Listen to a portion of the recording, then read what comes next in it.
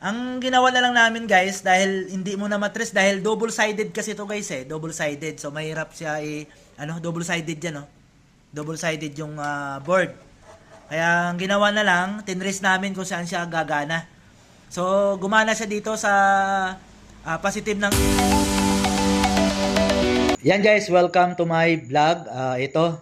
Kasama ko ulit si Master R2N.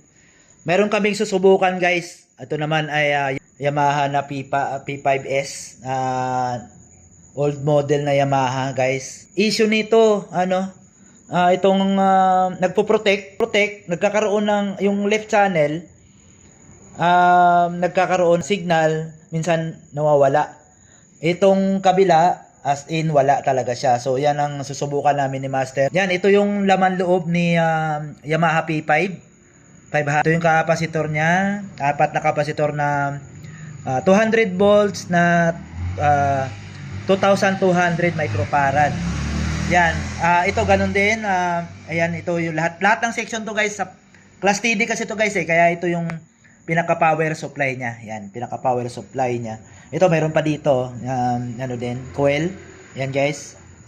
Yan. Ito yung laman ng isang Class TD. Medyo sa tingin ko mukhang mahihirapan kami nito, pero gagawa namin ng paraan kung kaya ba namin ni Master to na pagtiyagaan itong Class TD na to. Tapos A1492 yan sa ano niya, C3856 pala. 3856 yung ginamit na output, saka C3856 saka A1492. Yan guys, ang ginamit na output di Class TD na Yamaha P5S.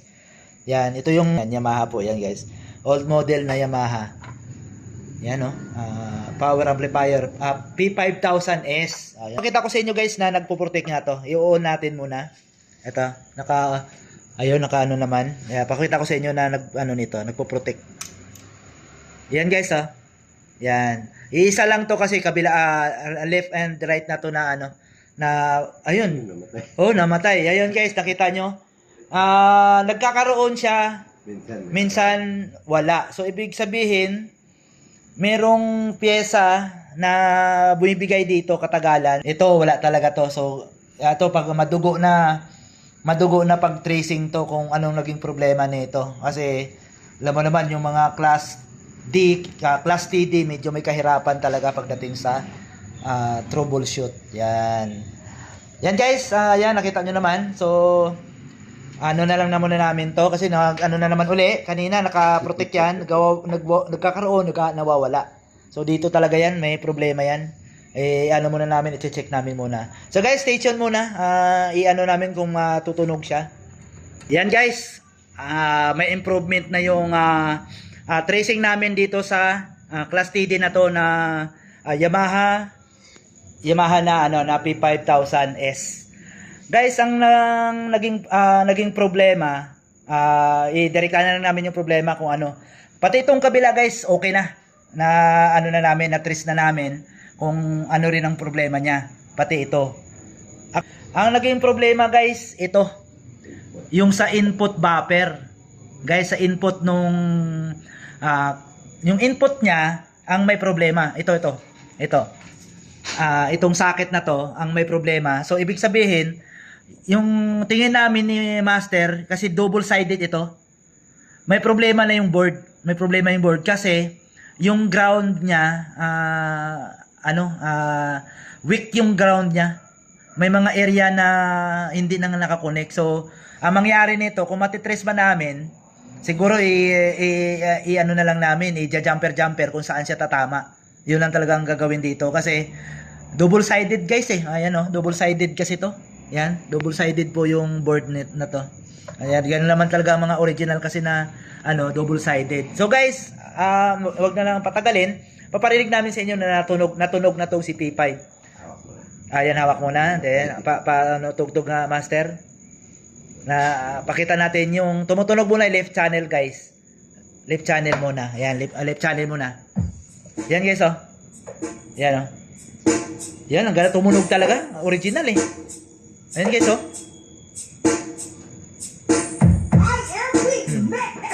Yan guys, wala nang protect guys, oh. Wala nang protect. Ang ganda ng protection nito guys. Galing. Yan. Ang tumutunog guys, itong kabilang channel ha. Ayan oh. Kabilang channel. Yung ilaw natin, normal lang yan kasi ayan guys, tingnan nyo. Yan, walang protect na pareho. Ang protection kasi nito guys, left and right na. Pag umilaw to, kailangan at sabay mong gagawin yung dalawang channel na yan ng Class TD. Ganun ang design niya. Ngayon, master, natin, paki-post nga muna yung tugtog natin, master. Ang gagawin ko guys, kasi nga ito yung naging problema, itong linya na to. So, yung ground nito ang problema. So ngayon, ang gagawin ko na lang, pagpalitin ko tong dalawang kasi konektado kasi siya guys eh. Ito kasi yung good na linya, itong sa input. So pag pagpalitin ko yan doon. Ayan, ayan, kinalas ko guys ha. Tapos ito, kasi hindi pwede kabit din natin to sa kabila. Ayan guys, medyo ikabit natin to dito. Yan guys, oh. Yan, isa. Ayan, medyo tapos itong goods na ikabit din natin dito sa kabila. Saan ba 'yon? Ito. Kabit natin 'to. Yan guys. Yan, nakakabit na 'yan. Pinagpalit natin ngayon kasi ito kasi yung good na signal, ito yung bad signal na hindi gumagana. Ngayon ng speaker, ilipat ko guys, tinan ko. Tinan kasi tumulogan na left channel, ngayon lilipat natin yung speaker sa right channel. Ayan guys, oh. Yan, right channel. Yan. Okay, master.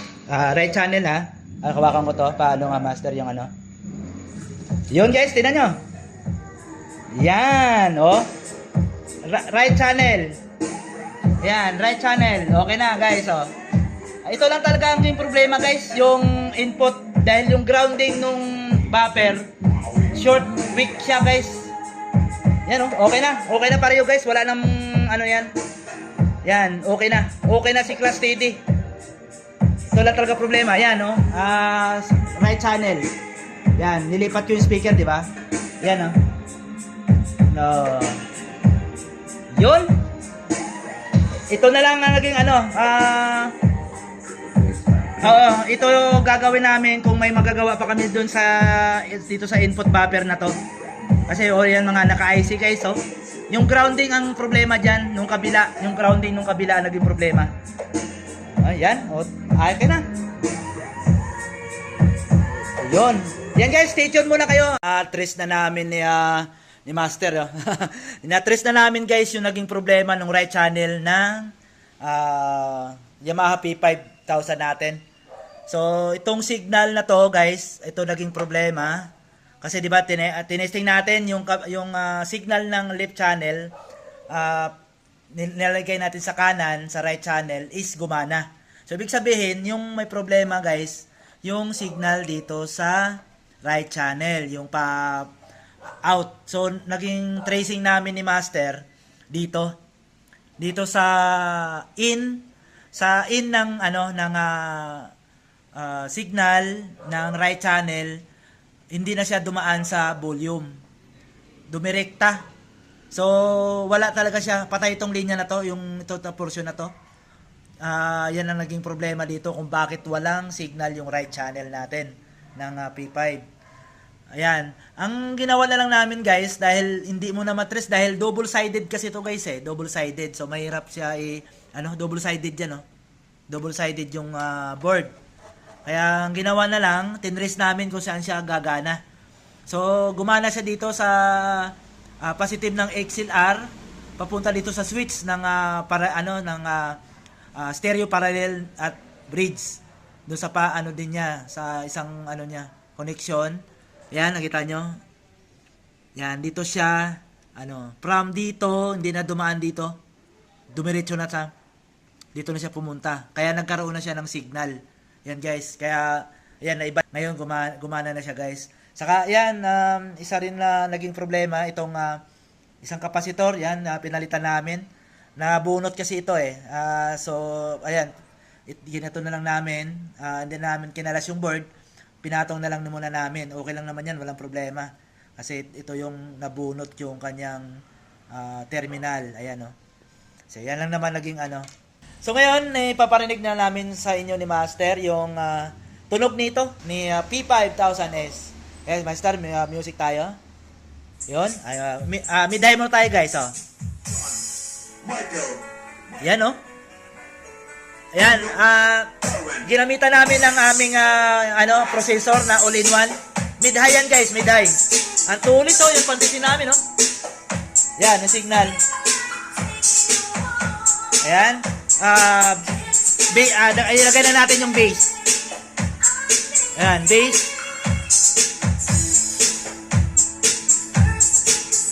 Ang ganda tumunog, guys. Tingnan nyo naman. Ayan. Yan. Malikod niya. Hindi pa natin to binalik. Ayan, ito, naibalik na namin. Dandaan, no? Ito na lang, tornilyo na lang natin yan. Okay na yan. Saka ayusin yung mga wires. Okay na si P5000. Yan, gana tumunog.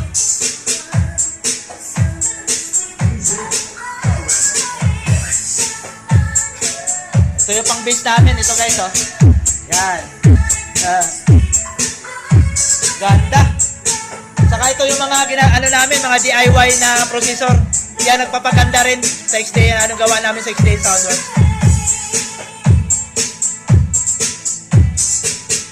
Yan, oh. Okay na. Yung kabilang channel, bass. Right channel natin, mid-high. Yan. Yan lang ginawa namin, oh. Kaya nag-mute ito dahil walang signal, walang tumawid na signal. Yan, nag-jumper na lang tayo para tumawid ang signal. Okay na.